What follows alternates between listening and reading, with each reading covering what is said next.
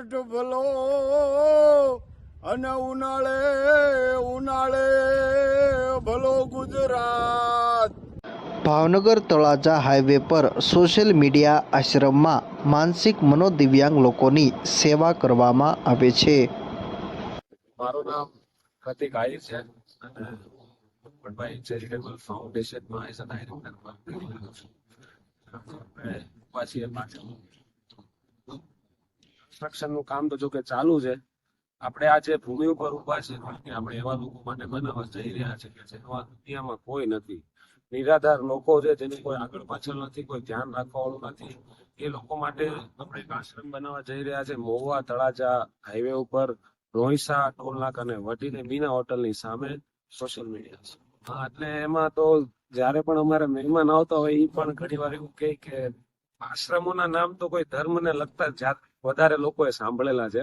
તો કે social media આશ્રમ રાખવાનું કારણ શું? એનું એક બહુ એટલે બહુ સરળ એનો એક જવાબ એવો છે કે સોશિયલ મીડિયા આશ્રમ એટલા માટે અમે રાખ્યો છે કેમ કે આ જે આપણે ધરા ઉપર ઉભા છીએ, આ તમે જે કાંઈ અત્યારે પાછળ કામ થઈ રહ્યું જોઈ રહ્યા છો એ ટોટલ કામ છે સોશિયલ મીડિયાના સપોર્ટથી છે. જેમ કે યુટ્યુબ, ફેસબુક, ઇન્સ્ટાગ્રામ, વોટ્સઅપ કે જે કાંઈ જેમ કે યુટ્યુબ, ફેસબુક, ઇન્સ્ટાગ્રામ, વોટ્સઅપ કે જે કાંઈ બી સોશિયલ મીડિયાના સોર્સિસ છે એના ઉપર અમે લોકો વિડીયોઝ મૂકીએ છીએ અને એમાંથી પબ્લિક જે છે આપણને પૂરેપૂરો સપોર્ટ કરે છે. એટલે કે લોકો માટે અને લોકો દ્વારા અને લોકો માટે જે કામ આ બનવા જઈ રહ્યું છે એનું કારણ એના કારણને અર્થે આપણે આનું નામ સોશિયલ મીડિયા આશ્રમ આપેલું છે. અને બીજી વસ્તુ એ છે કે સમાજની અંદર, યુવાનોની અંદર એક એવો પોઝિટિવ ઇમ્પેક્ટ પડે કે ભાઈ તમે જો સોશિયલ મીડિયાનો પોઝિટિવ વેમાં ઉપયોગ કરો તો એના થકી તમે હજારો નહીં પણ લાખો લોકોની જિંદગી જે છે તમે બદલી શકો છો. એ કારણસર આપણે આનું નામ સોશિયલ મીડિયા આશ્રમ આપ્યું.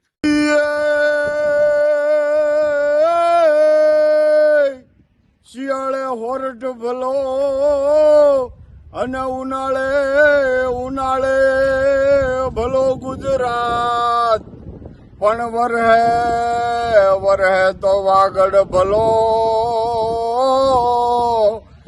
અરે રે અમારો ભલો કસડો બારે માસ. અમારો શિયાળે સોરઠ ભલો, ઉનાળે ભલો ગુજરાત અને વરહે તો વાગડ ભલો, નગર કસડો તો ભલો બારે માસ. બાપ આ કે જરિયાના જામાવાળી, ચાચરના ચોકવાળી, સુવલના કોકવાળી, આરસુર ગબરના કોકવાળી, પાવાગઢના પહાડવાળી, આ કે દામાજી રાવની પદપુંજલી, સુરત વિશ્વની સંભાળ લેનારી, સબદીપની ચંડિકા, નવખંડની નારાયણી, નવદુર્ગા, અંબા ઈશ્વરી, ભોળી ભવાની, 33 કોટી દેવતાની દેવી, યોગીઓની યોગમાતા, 14 ભુવનની ભુવનેશ્વરી, 9 લાખ લોબડિયાળી. કેટલા વર્ષો પહેલા કહેવાય છે. આપણે અત્યારે અહીંયા ટોટલ 54 થી 55 જેટલા પ્રભુજીઓ અહીંયા આશરો લઈ રહ્યા છે.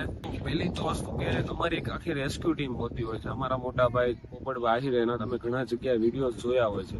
અમને ફોન આવે કે ભાઈ આ જે તે એરિયામાં આવી રીતના માનસિક અસ્થિર વ્યક્તિ ઘણા દિવસોથી ફરી રહ્યો છે અથવા તો રહી રહ્યો છે. એટલે ભાઈશ્રી જાય, એમનું રેસ્ક્યુ કરે અને એને રેસ્ક્યુ કરીને અહીંયા લાવવામાં આવતા હોય છે. પછી અહીંયા લાવીને આપણે કેમ નોર્મલી માણસનું જે રેગ્યુલર રૂટીન હોતું હોય છે, પહેલી વસ્તુ તો જે માણસ રોડ ઉપર રહેતો હોય, ઘણા સમયથી નાયો ના હોય, એને વાળ ના કાઢવા હોય, એના કપડા મહિનાઓથી વર્ષોથી એને પહેરેલા રહેતા હોય છે, તો એનું આખું રેસ્ક્યુ કરી એને સાફ સુથરું કરી અને અહીંયા એક નોર્મલ માણસની જિંદગી પહેલા તમે પ્રોવાઈડ કરતા હોય છે, જેની અંદર રોજિંદા જીવનમાં સવારમાં ઉઠીને નાહવું, પછી 3 ટાઈમ જમવાનું, બપોર અને સાંજે શું કહેવાય ચા નાસ્તો, અને એવરી 15 દિવસે એટલે કે દરેક 15 દિવસે અમારે ભાવનગરથી વિજય સર જે સાયકાટ્રિસ્ટ છે, માનસિક રોગોના જે ડોક્ટર છે, 15 દિવસે અહીંયા મુલાકાત લેતા હોય છે અને આ લોકોની મેડિકલી જે કઈ બી સાર સંભાળ હોય છે એ પૂરી પાડતા હોય છે. આપણે એ રીતનું છે કેમ કે આપણે જે વ્યક્તિઓ લાવીએ છીએ એ મોટા ભાગના વારસદાર વગરના છે, જે રોડે રહી રહ્યા છે. તો આપણે જે વિડીયોઝ બનાવીએ છીએ આ કેવું છે, સ્વાર્થ જોડે પરમાર્થનું કામ છે. એટલે એ વિડીયોઝ વાયરલ થાય, સોશિયલ મીડિયામાં એ વિડીયોઝ વાયરલ થાય અને જો એના પરિવાર સુધી પહોંચતા હોય, ઘણા બધા કેસીસ એવા છે કે જે અહીંયાથી પાછા એના ઘરે પરત ફર્યા છે 10 વર્ષ પછી, 5 વર્ષ પછી, 2 વર્ષ પછી કે 6 મહિના પછી. એમ ઘણા યુપી થી, MP થી, રાજસ્થાન થી અને સાઉથ થી પણ લોકો અહીંયા એમના ઘર પરિવાર વાળાને પહોંચ્યા છે અને એને આપણે સહી સલામત એના ઘરે પરત પહોંચાડ્યા છે.